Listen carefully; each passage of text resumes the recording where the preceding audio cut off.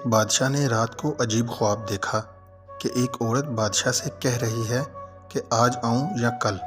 بادشاہ ڈر گیا اور اس کی آنکھ کھل گئی۔ دوسرے دن دوبارہ بادشاہ کو وہی خواب آیا۔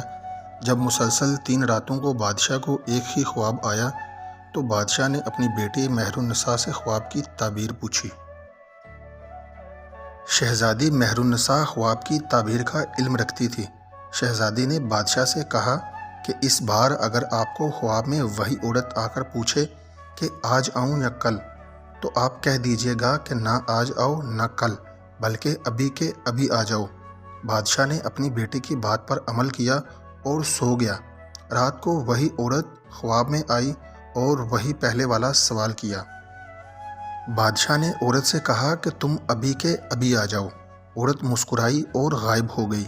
صبح بادشاہ جیسے ہی نیند سے بیدار ہوا تو ایک درباری نے بادشاہ کو اطلاع دی کہ پڑوسی ملک کے بادشاہ نے ہمارے ملک پر حملہ کر دیا ہے۔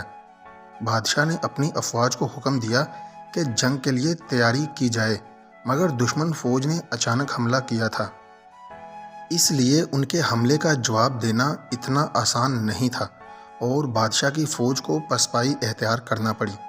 جب بادشاہ کو یقین ہو گیا کہ اب شکست یقینی ہے تب اپنی بیٹی کو ساتھ لے کر جنگل کی طرف بھاگنے لگا۔ بادشاہ کو جنگل میں ہی شام ہو گئی۔ بھاگ بھاگ کر شہزادی کے پاؤں میں چھالے پڑ گئے۔ جنگل کے پار بادشاہ کو ایک گھر نظر آیا تو بادشاہ گھر کی طرف روانہ ہوا۔ بادشاہ نے جب دروازے پر دستک دی تو باہر ایک آدمی آیا جو بادشاہ کے درباری کی وزارت کر چکا تھا۔ اس نے بادشاہ کو اندر آنے کا کہا۔ بادشاہ نے وزیر کو سب بتا دیا تو وزیر نے کہا کہ آپ جتنے دن چاہیں میرے گھر میں رہ سکتے ہیں۔ آپ کے میرے اوپر بہت سارے احسانات ہیں اور آپ کی خدمت کر کے مجھے بہت اچھا محسوس ہوگا۔ رات ہوئی تو بادشاہ کو وزیر اور اس کی بیوی کی باتوں کی آواز آئی۔ وزیر اپنی بیوی سے کہہ رہا تھا، یہ مصیبت اب پتہ نہیں کتنے دن ہمارے گھر میں رہے گی۔ اب یہ بادشاہ نہیں بلکہ فقیر بن چکا ہے۔ بادشاہ نے جب وزیر کی یہ بات سنی تو اسے بہت افسوس ہوا اور صبح ہوتے ہی شہزادی کو ساتھ لے کر وزیر کے گھر سے روانہ ہو گیا۔ وزیر نے روکنا چاہا تو بادشاہ نے کہا کہ میں آپ کی مہمان نوازی سے کافی متاثر ہو چکا ہوں، اب مزید آپ کو تکلیف نہیں دینا چاہتا۔ بادشاہ آگے بڑھا تو سرحد کے پار ایک چھوٹی سی ریاست میں داخل ہوا۔ اس ریاست کے نواب نے جب بادشاہ کو دیکھا تو بہت خوش ہوا۔ نواب بادشاہ کا پرانا دوست تھا۔ نواب کو جب حقیقت کا پتہ چلا تو اسے بہت افسوس ہوا۔ نواب بادشاہ کو اپنے گھر لے آیا۔ پہلی ہی رات نواب کی بیوی کو مرگی جیسی ایک بیماری لگ گئی۔ نواب ایک عامل کو اپنے گھر لے آیا تو عامل نے اپنے علم سے نواب کو بتایا کہ جو مہمان آپ کے گھر ٹھہرے ہیں یہ آپ کے لیے منحوس ہیں۔ بادشاہ نے جب یہ سنا تو چپکے سے نواب کے گھر سے بھی روانہ ہو گیا۔ بادشاہ کو اپنے محل کی عیش و عشرت بہت یاد آ رہی تھی۔ آگے جا کر بادشاہ کی نظر ایک محل پر پڑی۔ بادشاہ کو یہ جگہ کچھ جانی پہچانی سی لگی۔ اچانک بادشاہ کو یاد آیا، یہ تو میرے داماد کا گھر ہے جہاں بادشاہ نے اپنی بڑی بیٹی کی شادی کی تھی۔ بیٹی نے اپنے باپ اور بہن کو اس حالت میں دیکھا تو بہت روئی اور ان کو اپنے ساتھ اندر لے آئی۔ تھکا ہارا بادشاہ جب سونے لگا تو اس کی نظر چھت پر لگے ایک سونے کے فانوس پر پڑی۔ غور سے دیکھا تو فانوس کو ایک دیمک نما کیڑا کھا رہا تھا۔ بادشاہ جلدی سے اٹھ کر بیٹھ گیا کہ کہیں فانوس میرے اوپر ہی نہ گر جائے۔ دیوار پر غور کیا تو ادھر سے بھی کیڑے تھے جو کمرے میں موجود ہر چیز کو دیمک کی طرح چاٹ رہے تھے۔ بادشاہ نے شہزادی مہر النساء کو نیند سے بیدار کیا۔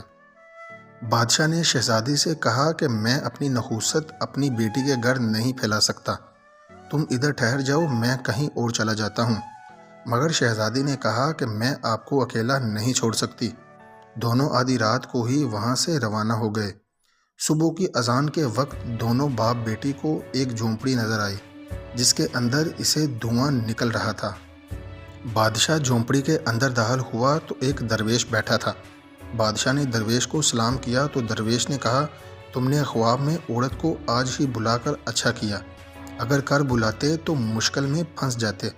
بادشاہ درویش کی بات سے حیران ہوا اور درویش نے کہا تم نے خواب میں جو عورت دیکھی تھی وہ اصل گردش تھی جو برا وقت لے کر پوچھتی تھی کہ آج آؤں یا کل۔ شہزادی مہرنسا جانتی تھی کہ بڑھاپے میں اگر آپ پر کوئی آزمائش آئی تو آپ برداشت نہیں کر پاتے، اس لیے آپ کی بیٹی نے آپ کو مشورہ دیا کہ اسے ابھی آنے کا کہو، مگر اب تمہارے لیے اچھی خبر یہ ہے کہ برا وقت اب ختم ہونے والا ہے۔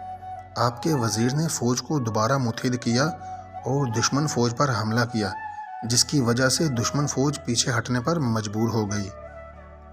وزیر آپ کی واپسی کا انتظار کر رہا ہے۔ بادشاہ یہ سن کر خوش ہوا اور خدا کا شکر ادا کیا کہ اس مشکل وقت سے نجات ملی۔ بادشاہ اور شہزادی جب محل میں پہنچے تو ان کا شاندار استقبال کیا گیا۔ کسی بھی مشکل گھڑی میں اگر صبر سے کام لیا جائے تو اچھا وقت بھی ضرور آتا ہے۔ مشکل وقت خدا کی طرف سے آزمائش ہوتی ہے اور مشکل کے بعد آسانی بھی ہوتی ہے۔